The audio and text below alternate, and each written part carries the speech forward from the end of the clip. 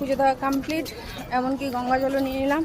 একটু খাটনি হলো, অত দূর মানে একটু উপরে উঠতে হলো, আর দোকান এখনও পর্যন্ত সম্পূর্ণ খুলেনি। তো সামনে থেকে যেটা পেলাম নিয়ে নিলাম। আর দাম জানেই যে লাগবে, এই ছোটো একটু জার 30 টাকা নিয়ে নিল, আর এর থেকে একটু বড় জার সেটা 50 টাকা দাম বলছিল। ভাবা যায়, কিন্তু যাই হোক কিছু করার নেই, লাগতোই আমার। আর ওদিকে ঘাটে জল নিতে গিয়ে বলছে জল ভরে দিই, ওখানেও টাকা।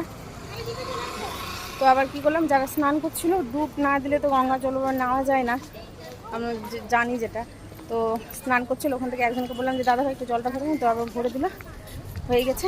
এখন বাড়ি যাওয়ার পথে ভিড় ছিল না, ভিতরে তো আমাদের অ্যালাউ নেই, ভিতরে অ্যালাউ করে না ফোন, কোনো কিছুই দেখাতে পারবো না, মানে বাইরেটাই তোমাদেরকে দেখতে হবে। এখন বাড়ি যাব, গরম লাগছে এক্সেস, এতক্ষণ গরম লাগেনি, এখন মনে হচ্ছে একদম রোদের তাপ, মনে হচ্ছে গায়ের মধ্যে ছিটকারি মারছে, অথচ রোদ নেই কিন্তু তাপ আছে। বাড়ি যাই, বাড়ি থেকে দেখা হবে।